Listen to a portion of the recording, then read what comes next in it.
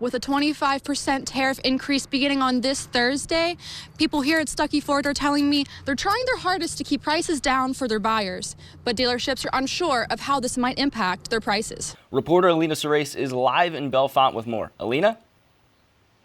Yeah, Dylan, this town truly transforms into something out of a Christmas movie during its annual Victorian Christmas celebration, and it all begins this afternoon. Our Alena Surace joins us live now to break down the numbers. Alena? The new data is a welcome reversal after the increase in crime during the COVID-19 pandemic. The two-day conference brought together more than 500 criminal justice and behavioral health professionals from across the Commonwealth who are continuing to work on new initiatives to bolster safer communities and provide stronger resources for areas without them. Our WTAJ team has been here since 8 a.m. this morning helping out the Blair County Food Drive.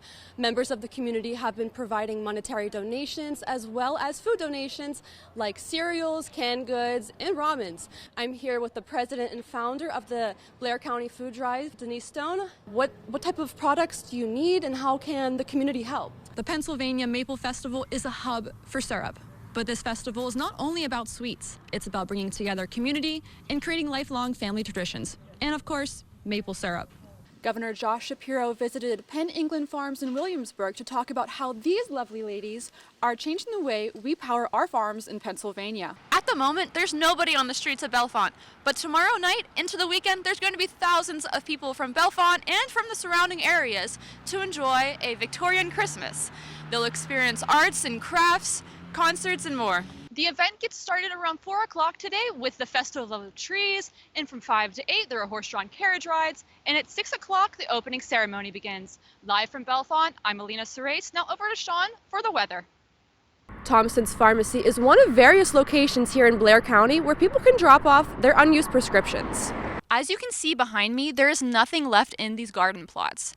The director of the horticulture and operations at the Arboretum told me that they're shifting their focuses from harvesting to donating everything to the food bank. Pennsylvania holds 19 electoral college votes, which is the most out of any other swing state. So whoever wins Pennsylvania has a higher chance of winning this election. Our Alena Surace stopped by and shows us what you can check out through Sunday.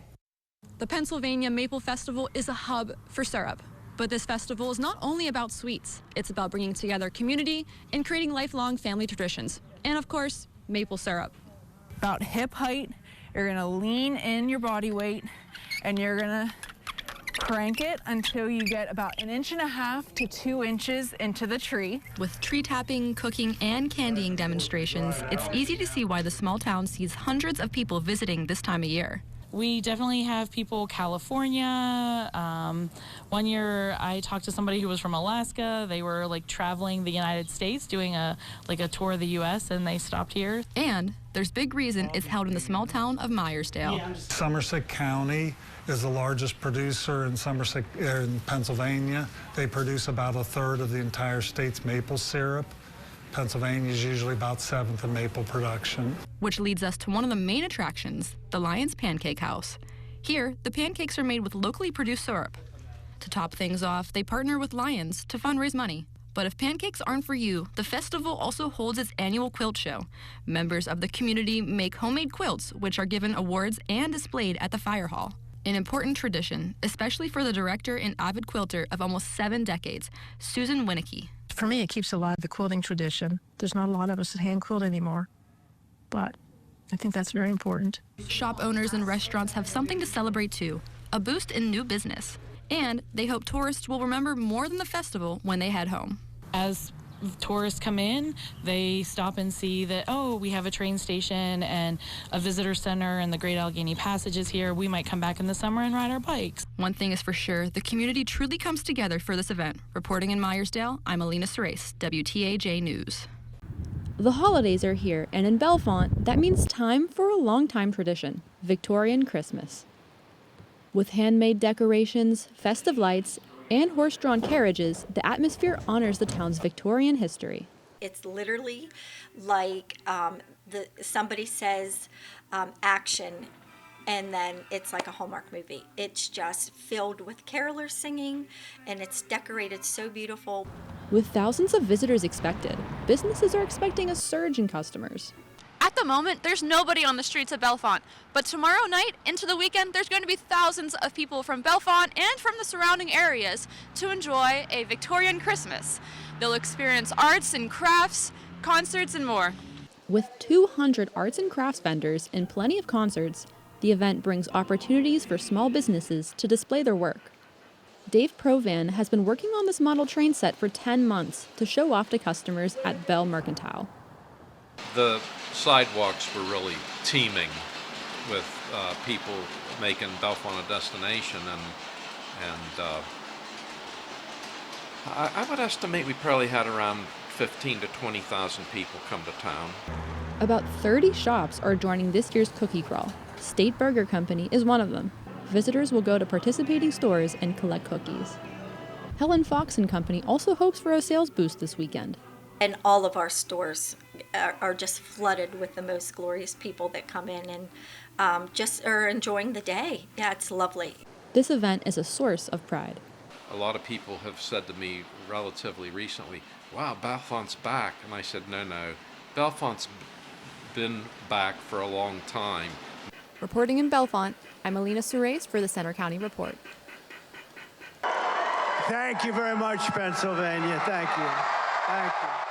Donald Trump's rally this week in Indiana County was just one of many recent visits by both presidential candidates to key swing state Pennsylvania. One poll shows Kamala Harris leading by just 1% here. Penn State College of Democrats President Baybars Charkis says President Biden won the state by just 80,000 votes. You could fit that many people in Beaver Stadium and have room to spare. Those are the margins that we're talking about. Trump will return to Butler next week for a rally at the same site where he was shot over the summer. Those candidates are showing us how important the election is because they are campaigning a lot. And they're here in Pennsylvania talking about the issues that matter to them. No Democrat has won the White House without Pennsylvania since 1948. Pennsylvania holds 19 electoral college votes, which is the most out of any other swing state. So whoever wins Pennsylvania has the higher chance of winning this election. If Pennsylvania goes red, the most likely thing would be that Michigan and Wisconsin also go red, so that would also carry an additional 25 electoral votes along with the 19 that Pennsylvania has. In recent elections, winning Pennsylvania came down to less than 1.5%. If either Kamala Harris or Donald Trump want to win, the road to victory almost certainly has to go through Pennsylvania. In State College, I'm Alena Surace for the Center County Report. And I'm Alena Surace. Thanks for joining us on the Center County Report.